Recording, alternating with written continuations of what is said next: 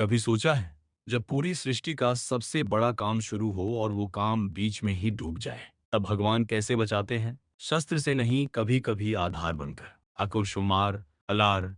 आज हम सुनेंगे भगवान विष्णु के कूर्म अवतार की पूरी कथा, जिसमें क्षीर सागर मंथन होता है, मंदराचल पर्वत डूबता है और भगवान स्वयं कछुए कूर्म का रूप लेकर उस पर्वत को अपनी पीठ पर टिकाते हैं। शास्त्रों के अनुसार ये कथा तब शुरू होती है जब देवताओं का वैभव धीरे धीरे घटने लगता है।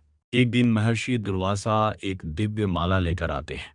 ये माला केवल फूलों की नहीं, श्री यानी लक्ष्मी, तत्व और शुभता की प्रतीक मानी जाती है। दुर्वासा ऋषि वह माला इंद्र को देते हैं। इंद्र उस समय ऐश्वर्य के मद में होते हैं। कुछ कथाओं में आता है कि इंद्र ने वह माला उचित सम्मान के साथ न धारण की और माला का अपमान हो गया।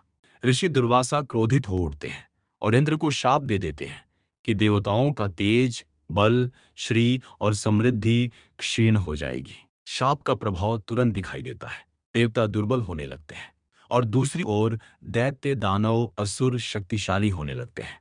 देवताओं पर संकट बढ़ता है, युद्ध होते हैं और देवता पराजित होने लगते हैं। जब देवताओं की सामर्थ्य टूटने लगती है, तब देवगण ब्रह्मा जी के पास जाते हैं। ब्रह्मा जी देवताओं को एक ही मार्ग बताते हैं, नारायण की शरण जाओ, वही जगत का आधार है। तब ब्रह्मा जी के साथ देवता क्षीर सागर दूध के समुद्र के तट पर पहुंचते हैं। वहां वे भगवान विष्णु की स्तुति करते हैं कि हे प्रभु, हमें बचाइए, धर्म की रक्षा कीजिए।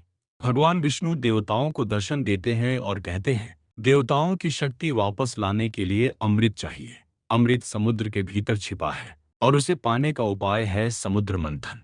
पर एक कठिन सत्य भी है, ये कार्य अकेले देवता नहीं कर सकते, उन्हें असुरों के साथ संधि करनी होगी। भगवान देवताओं को समझाते हैं, तुम असुरों से समझौता करो, मंथन में उनसे सहयोग लो, उचित समय पर मैं व्यवस्था कर दूंगा। अब तैयारी होती है।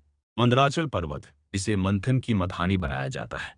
यह पर्वत इतना विशाल है कि उसे उखाड़ना और लाना ही कठिन काम है। वासुकी नाग, जिन्हें रस्सी बनाया जाता है।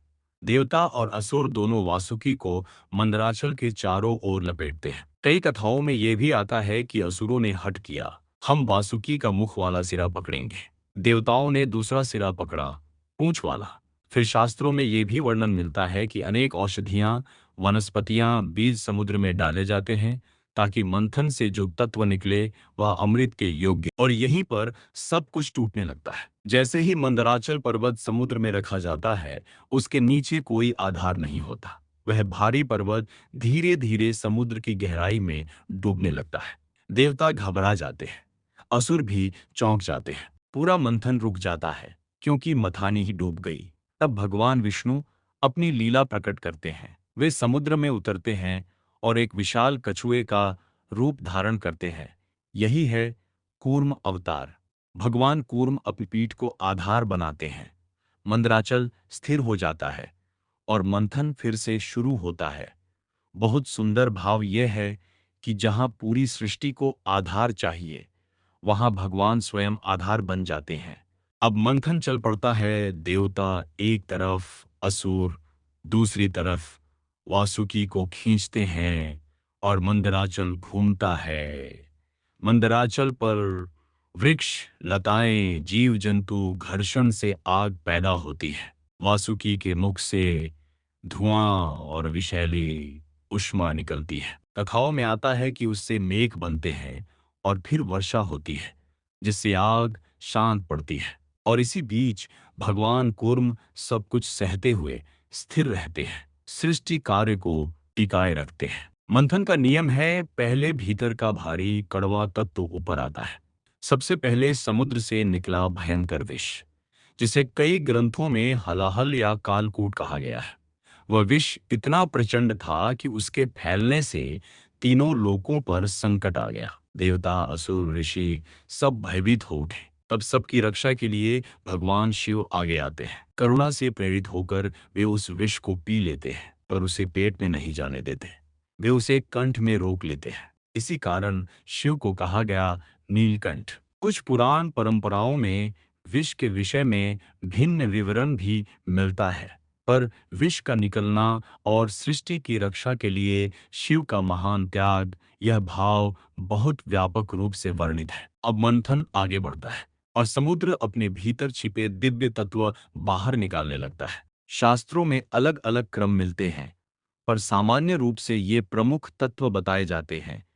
कामधेनु सुरभि दिव्य गौ, समृद्धि का प्रतीक उच्चैश्रवा दिव्य अश्व ऐरावत, इंद्र का दिव्य हाथी अप्सराएं, पारिजात वृक्ष स्वर्गीय कल्पवृक्ष जैसा दिव्य वृक्ष, चंद्रमा, सोम कौस्तुभ मणि विष्णु के वक्षस्थल पर विराजने वाली मणि और कई अन्य दिव्य पदार्थ।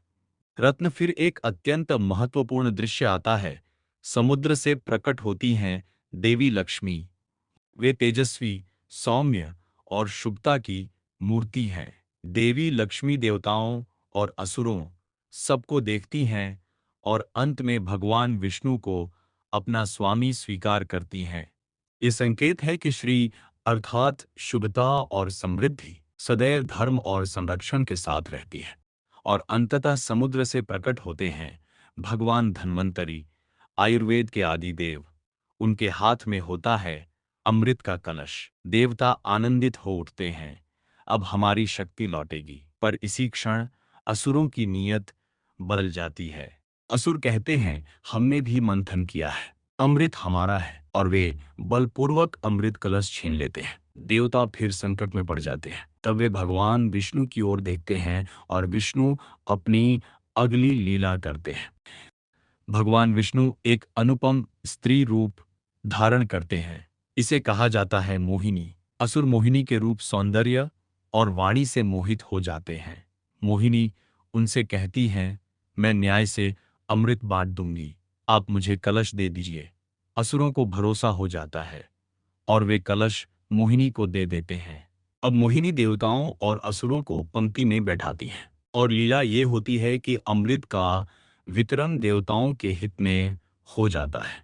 असुर देखते ही रह जाते हैं। एक असुर, जिसे कई ग्रंथों में राहु कहा गया है, छल से देवताओं की पंक्ति में बैठकर अमृत पीने की कोशिश करता है, पर सूर्य और चंद्र उसे पहचान लेते हैं और संकेत कर देते हैं। तब भगवान विष्णु अपने सुदर्शन चक्र से उसका सिर काट देते हैं। पर क्योंकि राहु ने अमृत की कुछ बूंदें चख ली थी, उसका सिर अमर हो जाता है। और शास्त्रीय परंपरा में राहु के द्वारा सूर्य चंद्र का पीछा ग्रहण की कथा से जोड़ा जाता है। अमृत पाकर देवताओं का बल लौट आता है, वे असुरों पर विजय पाते हैं और धर्म का संतुलन फिर स्थापित होता है। और इस पूरी कथा का केंद्र याद रखिए, कूर्म अवतार। अगर मंदराचल पर्वत डूब जाता तो अमृत कभी ना निकलता, अगर आधार न मिलता तो प्रक्रिया ही न चलती।